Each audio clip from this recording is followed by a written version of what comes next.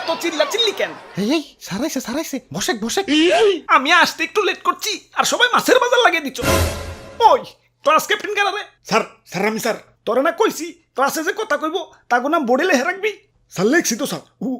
We যে ও no. ওই না হিদ্র খারা। ওই আর কথা কবি না কবি না স্যার স্যার কথা কবি না স্যার না আর কথা কব না স্যার। ওই তারপর কারা? Sarjis 3 star, Hasnat 3 star. হাই রে এক স্টারে যাই মারতিছে 3 স্টারে তো মাইরেই ফেলাইবো। ওই ওরা তো সমন্বয়ক, অগরে কিছু কইলে ওরা তো আবার আন্দোলন করে আমার স্কুল থেকে বরখাস্ত করবো। না না চাকরি তো বাঁচাই তুইব। ওই এদের নাম লেখছে কেরা? স্যার আমি স্যার। তুই বেঞ্চের নিচ দা মাথা দে।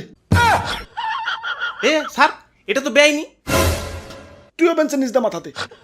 স্যার স্যার ওই ওই তোর স্কুল ডেস্ক তোর স্কুল ডেস্ক। স্যার আমার দেশ তো তাও স্কুল ড্রেসের কাছাকাছি আছে, কিন্তু ওরা তো পাঞ্জাবি বই রাইছে। ওই আজকে থেকে পাঞ্জাবি তো স্কুল ড্রেস, সবাই পাঞ্জাবি বেরাবি।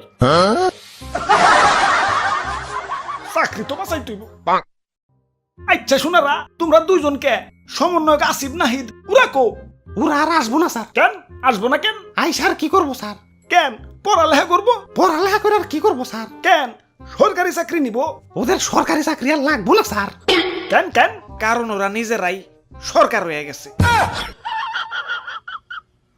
স্যার আপনি হোমওয়ার্ক দেখবেন না স্যার? আপনি তো কইছিলেন যে হোমওয়ার্ক না করে নেইব, ওরা ইচ্ছা মতন পিটাইবেন। ও হ মনে পড়ছে, আজকে যে হোমওয়ার্ক না করছে ওর আজকে খবর আছে। আমাদের দাবি। তোমাকে হোমওয়ার্ক চাই নাই তো, তোমাকে হোমওয়ার্ক লাগবো না। তোমরা হইলা সমন্বয়ক, তোমরা দেশের কাজ করবা, বাড়ির কাজের দরকার নাই। বসো বসো। ওই আর পিছনের তোরা কি হোমওয়ার্ক করছস? স্যার আমরা তো সহ সমন্বয়ক। হাই হাই, আগে তো দেখতাম দেশের কিছু লোক সভাপতি আর বাকি সব সহ সভাপতি, এখন তো দেখতাছি কিছু সমন্বয়ক আর বাকি সব সহ সমন্বয়ক। আমি গেলাম কনে? সৎ সঙ্গে স্বর্গবাস, অসৎ সঙ্গে সর্বনাশ, আর সমন্বয়ক সঙ্গে সুবিধাই সুবিধা। বাহ বাবা বাহ, সাবাস সাবাস। স্যার আমি কিন্তু হোমওয়ার্ক করছি স্যার। ওই তোর জিগাইছি তুই হোমওয়ার্ক করছস নাকি? উপর দে কথা কইকে। আর কবি স্যার। আর দেশে আমার মতো ভালো ছাত্র কদর নাই।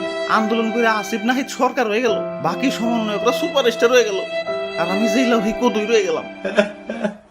ওরা বাপুরে, ইয়া যারা ফার্স্ট বেঞ্চে বসো কংগ্রাচুলেশন, ইয়া তোমরা চাকরিজীবী হইবে। আর যারা তার পরের বেঞ্চে বসো ডাবল কংগ্রাচুলেশন, তোমরাই তো উদ্যোক্তা ব্যবসায়ী, তোমরা ফার্স্ট বেঞ্চার গো চাকরি দিবে।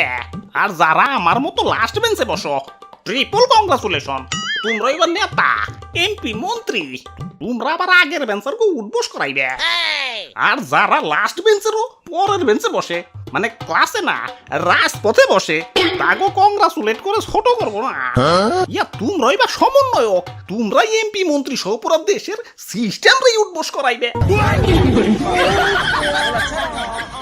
ওই কিরে, কালকা তোর স্কুলে দেখলাম না কে? ও নো। ওই না স্কুল ফাঁকি দিল, আর ফাঁকি দিল। স্যার সমন্বয়করা কিন্তু 3 মাস ধরে স্কুল আহে না। ওই তোর জিগাইছি, হ্যাঁ উপর দে কথা কইলকে। স্যার না আর কবি স্যার, আর কবি স্যার ভুলে গেছে স্যার। তোর জিগাইছি ভুলে গেছে স্যার। ওরা স্কুলে আইলে দেশ সংস্কার করবো করা, তুই করবি? স্যার তুই করবি? চাকরি তো বাঁচাই তুইব।